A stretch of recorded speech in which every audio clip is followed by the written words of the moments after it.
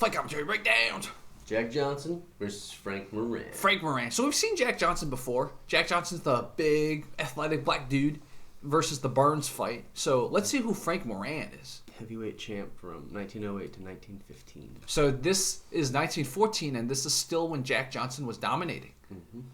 So, and this is public domain footage, people. Before 1923, almost always public domain. So it's pretty clear from 1914. Yeah. Really love this overhead light. Yep. Look at those little tuxes. Giant, big softbox. Wow. I guess that's how they projected the sound back then. Yeah, that's awesome. What Wow. a dope job that guy has. Definitely. He was the boxing Bruce Buffer. Mm-hmm. Ladies and gentlemen, coming from... It's time for the 50th anniversary of the... Now he's winded. He's like, oh, I'm exhausted. I just gotta lay here on the ropes for a second while there's my big horn here.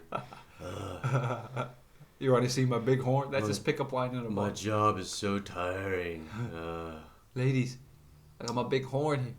I could shout into you all day. Yeah. So I guess they're going over the rules. Mm-hmm.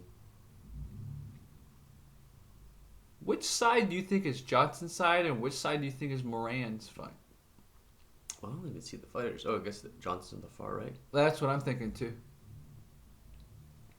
Johnson is humongous. Yeah, he's a big dude. He's a massive dude. I wonder what his stats are. I'm gonna look up his stats real quick.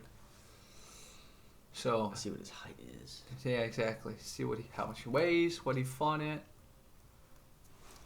Man,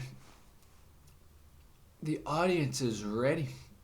Whenever I see black and white boxing, I just think of the Three Stooges. Grips, grunts, and groans. Where he smells something and then he just like starts going crazy. And then there's another episode of the Three Stooges where he hears "Pop goes the weasel" and then he goes crazy. Now, I don't think this is accurate, but Wikipedia says that Jack Johnson was 6 feet and 1/2 inches. He seems much taller than 6 feet, so I gotta look that up and see if there's confirmation. Maybe the opponents are just small. I don't think so, man. These are heavyweights. Jack Johnson, boxer, height. So Moran's trying to get in and land a successful strike, and so far they just kind of dancing around. So some people are saying 6 foot, some people are saying 6'2". Okay, so at this point the referee's pulling them apart much more than 1908. So it looks like either the refs know more or the rules are more unified. But now they clinch and then the ref pulls them apart. Yeah, this was years later, so they've probably developed a bunch of systems since Yeah, then. makes sense. He had a 15-inch bicep size. That is big. He had a 40-inch chest. Wow. He, they say his weight was 205. I thought his weight was 240. Yeah. Wow. Yeah. Crazy. Died at 68 years old. So he's a long-lived boxer. Yeah. In the clinch again. See, the referee goes and separates them. Yeah, they've probably realized at this point that if they're going to prevent the disadvantage of the swelling in the shoulders, they got to separate the clinches. On top of that, the ref no longer has the cab driver hat. So. Well, now they're indoors, hopefully. Yeah, it looks like it's indoors. Wow. Ooh, nasty. Yeah. Over the top of the shoulder right there. Jack Johnson's clinch work was so good. Yeah. He does these nasty, dirty boxing uppercuts and then right over the shoulder. I mean, this guy's just poking at him with the jab. Yeah, with the jab. Just feeling it out. Yeah. Oh, Johnson coming in with a straight right. Yep. Moran took one. He's creating that rhythm. So sometimes when you create that rhythm out in front of somebody, they are sort of lulled into a rhythm themselves, and then you break it. You know. I see. The trick is to obviously not look at your opponent's hands, but more so like their center, almost like not their shoulders, because they can move their shoulders to some degree, but more so like their center of mass, like the clavicle. I see. Not the clavicle, excuse me, the collarbone. Because it's really hard to shimmy the collarbone. Makes sense. So this is around, according to the text, where this is around where Moran comes from behind, and Moran's got a much wider stance. Wow, it comes out vicious. Comes out really aggressive. Yeah. And you can see now they're both jockeying for that top position in the clinch. Mm-hmm. Oh, Johnson comes in nasty with that uppercut. The uppercut again. So his clinch game has improved dramatically since 1908. Oh, too bad. There was no Muay Thai in America back then. Yeah. Now Johnson's got a much wider stance. Mm-hmm. When Moran came in more aggressive, Johnson's rebuttal was, all right, well, I'm going to crouch down and get wide as well. Makes sense. Stability comes out with that strong right. Johnson does a really good job of decreasing the amount of damage inflicted by, he'll close the distance really fast, and then he'll clinch. Yeah. And then from the clinch, he'll deliver some dirty boxing, and then he'll push, and he'll create distance again. Mm-hmm. Moran's trying to feel it out. Moran's trying to get angles. You can see that he's trying to circle, angle off. Mm-hmm. He's not really sure how to get inside. Moran's not sure how to close the distance here.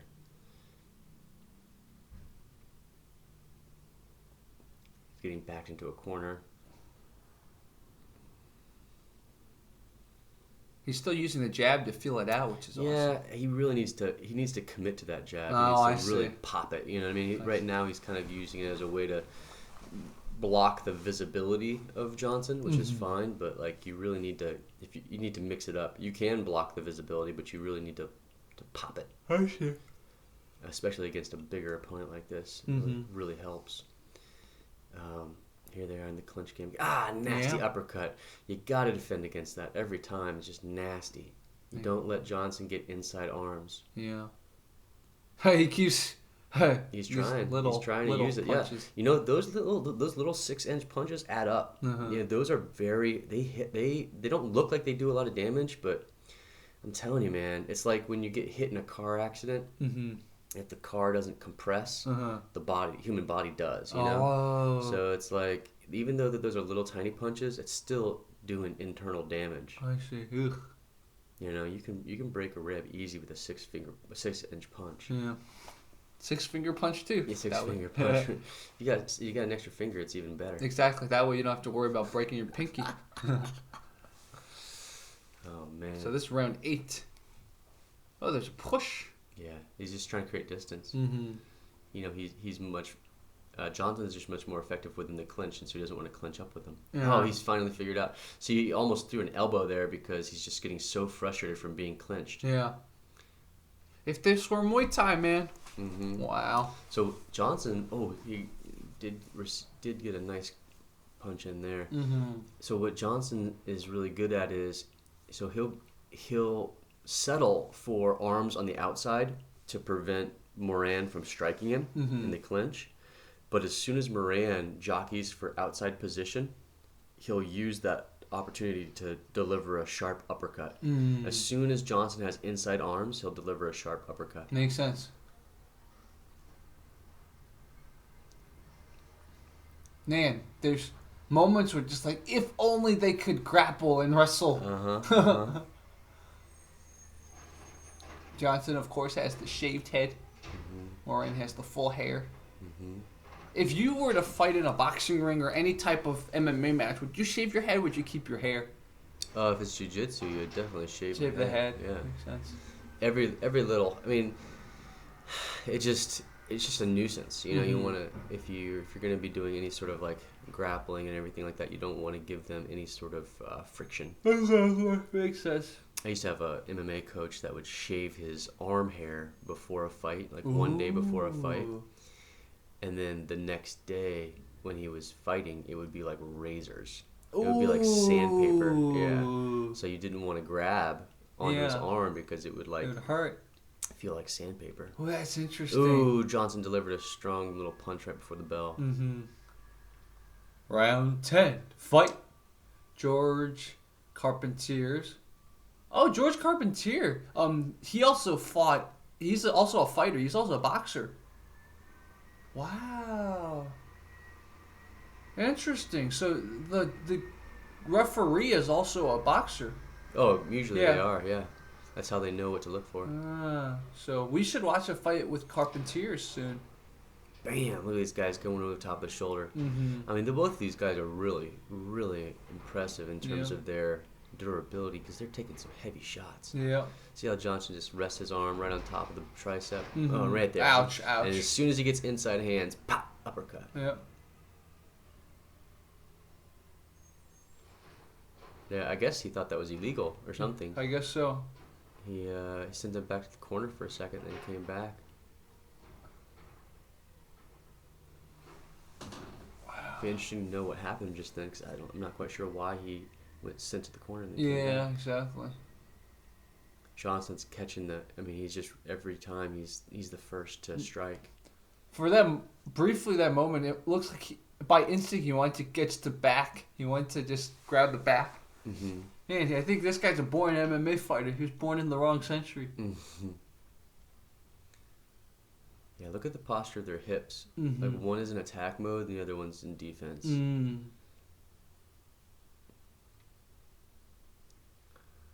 Wow, those uppercuts again. Wow. Moran's really just surviving at this point. Yep. This clinch game is just too nasty for him. It's a whole other game. It's a whole other practice. You really have to dedicate a lot of time to the clinch game. Exactly. And you gotta every single time you clinch up, you have to be thinking during the break of this clinch, how do I make this guy pay Mm-hmm. Makes sense. without getting hit? You know? Mm. Oh man. So what Johnson just did there is he'll do like a shoulder bump to create a little bit of gap, a little bit of distance between him and his opponent. And as soon as there's a small gap between his opponent and him, he'll deliver a sharp uppercut. Mm. Because you can't get your hand in there without the gap, you know? Exactly. So watch for the next clinch, watch the bump, watch for the gap between them, and then he'll deliver an uppercut. Let's see. So he clinches. Oh, no, bell. Okay. Bell. So Round 11. Round 11. Dun, dun, dun. Man, yeah, I think for someone like Jack Johnson, I think like the key would be body shots, just massive body shots. The problem is that Johnson figured that out early because you can see he keeps his hands way low. Way low. Are you allowed to punch below the waistline, like punch the legs or anything in boxing? No. No. Yeah, Okay. you have to keep it up above the waistline. I see. Which would, I mean, that would be a huge advantage if you could. 'Cause, Yeah. I mean, if you can't lean on that front leg, then you can't strike. Exactly. Especially the taller guy, just punch him in the leg. Both their hands are probably like lead at this point. Yeah. Just exhausted. With those gloves and everything. It's so tiring. Yeah. It's so exhausting. If you want to know what that feels like, just take like little 3-pound weights and just try and shadow box for about 10 minutes. Mm-hmm. You will be so tired. Yeah. So tired. Or take those kettlebells. Take the smallest kettlebell, just hold them up and guard, and just walk around for 5 minutes and see how your hands feel. Yeah. Oh, good strong jab from Jack there. Oh, throws him right through the ropes almost. Mm-hmm. You can tell they're getting really aggressive because they know the fight's about to end. Mm. So, you know, they're trying to seal the deal here. Yeah. Stalking him down. Jack Johnson's stalking him down. Over the shoulder. Watch the Oh, see, he got the... Mm-hmm. His arm came in and he... Pops him in the shoulder. Watch the bump. He'll separate it and then he'll do an uppercut. Let's see. Watch for it. Bump. Oh, Oh, the referee keeps separating them. That was a good fight. That was. Moran was in trouble a lot. Yeah. But he made it. How many rounds is there total? Usually there's 12 That's rounds. what I thought. Why is there a 13th round in this? You know, these might be different rules. Back in the day, I'm not quite sure how many rounds they went, but nowadays it's 12. Mm-hmm. Makes sense.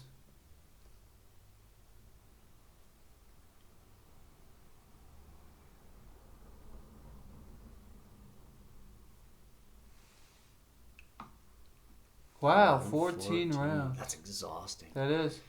Ugh. Wow. Johnson swings a right on Moran, causing him to dive through the ropes. But he gamely comes back an instant later and finishes the round with a terrific onslaught on Johnson. Wow. So Moran is a trooper. Moran's nasty. Yeah. Johnson's just super skilled in the clinch, man. Yeah. Super skilled. He's figured it out. And see, Yep. like, I mean, Johnson is not exerting, he's not eliminating a lot of energy when he moves. Every movement that he makes is minimal. Yeah. Moran is frenetic. He's all over the place. He's like, I gotta figure out an angle. I gotta come in somehow. And sometimes that works for some people. Sometimes that unorthodox sort of movement really throws fighters off. Yeah. You know?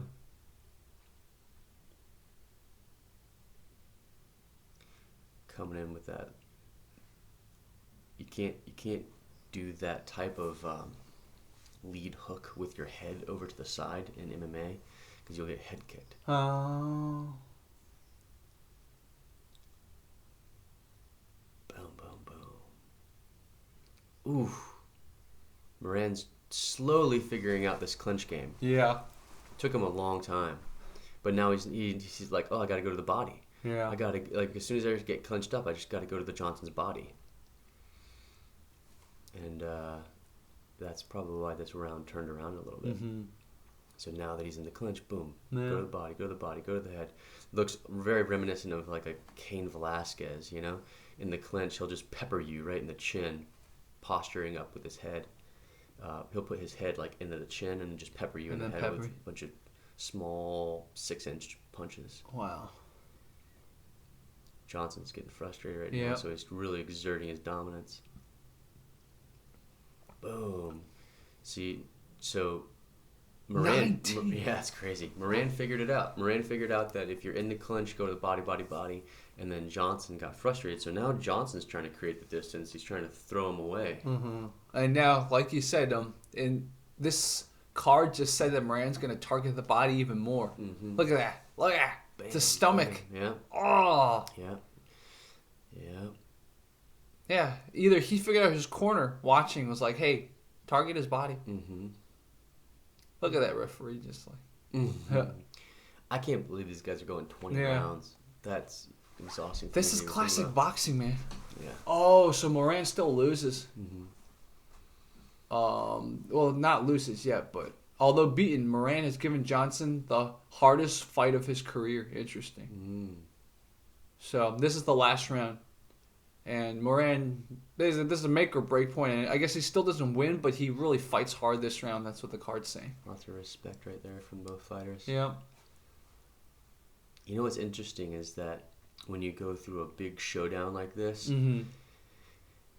you start to take on the mannerisms of your opponent. Mm. So if you watch Moran, a lot of the things that he's learning from the clinch game, he'll start to implement them because of his exposure to Johnson. Makes sense.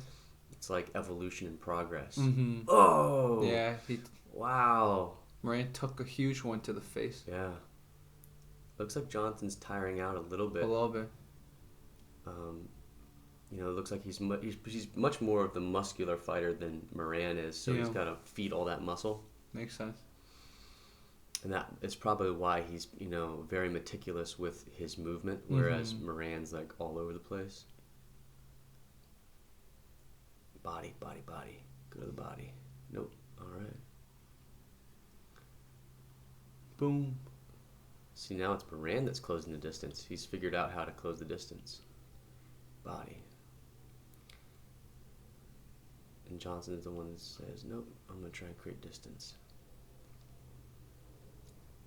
Johnson's body's probably not feeling so good right about now. Exactly. All those punches. Mm-hmm. Accumulate. Yeah, but I'm sure Moran's feeling like shit too. Oh, I bet you Moran's been rattled. But the thing is that like, he knows this opportunity is like a numbing agent. Exactly. If you have one shot to become the champion, it's like you go all out. Exactly. Wow. 20 rounds, man. That's insane. That's insanity. 20 rounds. Really impressive. Yeah, I just can't believe it. They went 20 rounds. what's the lesson, people? If you can't beat them at the clinch game, or if you can't beat them with head punches, punch them in the body. Up, low. And this goes with fights where you can kick. Also, don't just punch. Kick the shins, kick the lower body. Yeah, you always got to mix it up. Yeah. And I think most, the lesson is also, like, there's always an opening. Yeah. And in order to find those openings, you have to put yourself in that scenario. Yeah. And you have to ask yourself, you have to think when you're not in danger, so that you can think properly and say, okay, here I am in the clinch, what's available to me? Yeah. And then when you are put in that dangerous mode, you do it instinctually, because your brain just doesn't operate very well under stress. Yeah. So you put yourself in the stress in a safe place so that you can figure out where the openings are. For instance, for Moran, he realized, oh, I'm not as strong as Johnson is. So when he gets top arm position on me in the clinch, the only thing that I have available to me is the body shot. Mm-hmm. That's all I have. And so he just kept on digging to the body, and eventually that wore Johnson down quite a bit. You could see him slow down tremendously towards the later rounds. Mm-hmm. So exactly. Man, this guy Johnson, Jack Johnson, not the one that sang Banana Pancakes. yeah, Not this Jack Johnson. he's a legend. Buy you banana pancakes, da-da-da. Pretend like it's the weekend now. This Jack Johnson. We can pretend it all the time. Do-do-do-do-do-do-do. Can't you see that it's just raining? Ain't no need to go outside. So, okay. Baby, Wow. rock the ukulele, mama Made little a baby. I can't remember the rest of that. You're my pretty baby. Wow, so 1912, Johnson was arrested on fabricated charges of violating the Mann Act. So apparently he crossed racial barriers and, like, wow, it's so sad. What's the Mann Act? Apparently it's a law that prevented interracial romances. Huh. That was back in the day, man. You know, Loving versus Virginia, I believe, was the one that overturned any of these racial laws. Wow. I think it was Loving versus Virginia. It's funny, very funny that it was, the person's name was Loving. Yeah. So yeah, it banned laws that prohibited interracial marriage. That is Loving. Wow. It's called the Mann Act? One of the laws, but there were lots of these laws all over the states in the South to prevent interracial marriage. Dude, when you're the heavyweight champ of the world, so many women throw Yeah, will themselves. throw themselves at It's you. crazy. So there it is. So Mildred and Richard Loving, the two of them were the plaintiffs, and they sued the state of Virginia, Nice. and they won. I think there's also a Joel Edgerton movie with him in it. Definitely. It's crazy that 1967, our country was still banning interracial marriage. That's not that long ago. That's crazy, bro. Wow. But you know what's great? Is that people get to tune into fight commentary breakdowns and get history lessons. That's right. We're digging behind the culture, the history, in addition to the fight analysis. Yes. So, guys, thank you so much for tuning in, man.